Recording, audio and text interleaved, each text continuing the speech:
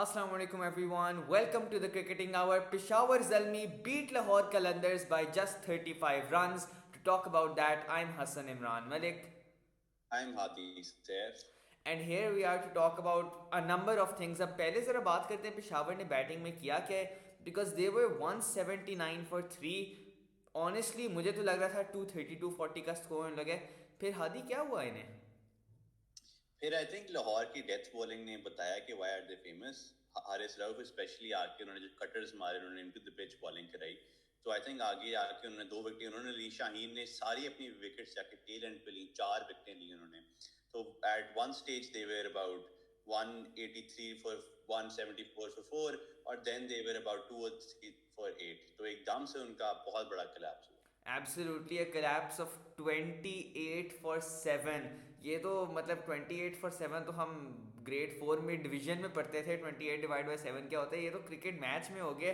And Shaheen Afridi again mopping up the tail. But another thing as well, I think there were two main players who constructed that Peshawar innings. One was Saim Ayub, Cadmore contributed as well. The other was Babar Azam. A half century of 41 balls, a strike rate of 120. जब आपकी team 200 बना रही है, हमने पहले ही बात की थी कि शायद पेशावर में हम एक ज़्यादा अटैकिंग बाबर आजम को देखेंगे जो ज़्यादा फ्री स्ट्रोक प्ले करेगा. लेकिन अगर इतनी फ्लैट पिच पे ऐसा खेला जा रहा है, that's a very worrying sign. हाँ एब्सोल्युटली. और आई मीन उनका स्ट्राइक रेट थ्रू आउट ही बुरा था. ये नहीं कि आई थिंक मैक्सिमम उनका स्ट्राइक रेट 135 था शुरू में. लेकिन उसके बाद ड्रॉप डाउन टू 111 एक वक्त पे. फिर इट वाज 119. तो ऐसा कुछ नहीं कि एक दो ओवरों की वजह से उनका स्ट्राइक रेट ड्रॉप किया. इट वाज बॉर्डर लाइन बुरा ही था शुरू में. अब बाकी सारा उनका स्ट्राइक रेट देखें 150 225 180 171 166 188. तो एटलीस्ट आपका 140 प्लस होना चाहिए ऐसे फ्लैट डेक. बिल्कुल. बल्कि स्टैट्स वगैरह को साइड पे रखते हुए मैं तो सिर्फ ये कहूँगा, आज बाबर आजम ने शाहीन अफरीदी से कम रन बनाए हैं और शाहीन अफरीदी से बुरी स्ट्राइक रेट पे खेला है. And really in today's modern world of T20 cricket, when players have strike rates 150 140 as a minimum, to see Babar performing like this throughout the PSL, Hadi, how do you think? I mean, does this merit a change perhaps in the batting order of even the national team? अगर बाबर ऐसे batting कर रहे हैं, could he come one नहीं, down? I think it does. I think it does. अभी मैं भी यही सोच रहा था कि ओपन बाबर रिजवान करना चाहिए कि नहीं, because we have the likes of Haris and Saim Ayub. और अगर तो पाकिस्तान के लिए ओपन करते हैं तो वो शुरू में पावर प्ले में ही Pakistan always does 30 to 40 run in the power play हमेशा से. लेकिन अगर तो हारिस एंड साइम अयूब ओपन तो हमें गारंटीड 60 to 70 रन तो मिल जाएंगे उसमें. Babar and Rizwan play anchor innings in the end के आराम आराम से लेके चलते हैं डेथ ओवर्स में. फिर मारते हैं. लेकिन आई थिंक उसका टाइम नहीं रहता ऑन फ्लैट टेक्स्ट जिसमें 240 250 आपने पहले ओवर से ही 15 रन करने होते हैं. Definitely. Now let's move on to the Lahore innings. And Peshawar का अगर एंड पे कोलैप्स हुआ तो लाहौर ने शुरू में ही कोलैप्स कर लिया. उन्होंने टाइम ही ज़ाया नहीं किया. Shavez Irfan a duck, Fakhar Zaman couldn't get going second and third game in a row. Abdullah Shafiq, a rare failure for him. Sam Billings, a golden duck. And Wahab Riaz, the chief minister of sports, showing his class. पूरे minister की ताकत से आज black we go में आए हुए थे वो. 21 for 4 Lahore Qalandars. And I mean I Hadi, आपके ख्याल से स्टॉप ऑर्डर कोलैप्स की क्या रीज़न हो सकती है?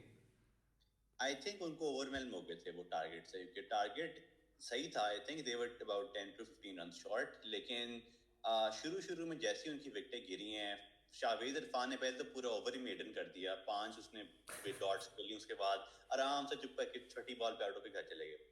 लेकिन उसके बाद फखर ने वही सुपर शॉट मारी अक्रॉस बैट से हवा में मारी. जब मेरा मैच देखने गया तभी एग्जैक्टली फखर ने ही शॉट मारी थी और वो तभी ऐसे ही आउट हुए थे.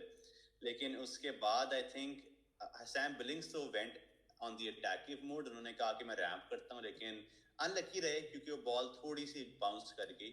और सेम विद अब्दुल्ला शफीक. बस बॉलिंग बहुत अच्छी थी शुरू में. हाँ बिल्कुल. और ज़रा शावेज़ इरफान की बात की जाए जो अभी पाकिस्तान जूनियर लीग होल्ड हुई थी, विच unfortunately a lot of people didn't watch. He was actually one of the star players of that league and it's good to see him at least get a chance. लेकिन ये सब छोड़ो, फिर बात करते हैं कि लाहौर ने किया क्या है. Hussain Talat 63, Shaheen Afridi coming in at number 6, scoring a half century. पहले उसने 4 विकेट्स लिए, अब उसने बैटिंग में 50 बना लिया. आई डोंट नो ये क्या कर रहा है. कैप्टन भी यही है, बैटिंग भी ये कर रहा है. What's going on? नहीं, शाहीन का हमें पता था ये कि is a dangerous batsman, specially कि फ्लैट पिच थी, उनको कहा था कि मारो वरना आउट हो जाओ। तो उस पहली बॉल से शाहीन ने हर बॉल जो उनकी आर्क में उन्होंने छक्के के लिए मारी, छक्के के लिए मारी। आई थिंक रैंप भी हमने देखा शाहीन से। This is a very positive sign for the Pakistan team कि हमारी बैटिंग में इतनी डेप्थ है, with the likes of Shadab, even Shaheen अब बैटिंग कर लेता है। तो पाकिस्तान टीम के लिए काफी प्लस पॉइंट है सर। बिल्कुल, taking inspiration from his father in law, and जैसे हमने स्टोरी में भी कहा था, it's not the first time we have seen S Afridi scoring a 50, and really then Sikandar Raza also came and hit some fireworks, but by the end it really was too late for Lahore Qalandars. Arshad Iqbal ने भी बड़ी अच्छी bowling कराई, took 3 wickets. He's been having a really good PSL, going under the radar. Wahab Riaz, 3 wickets for him, and I think the target was just too much for Lahore.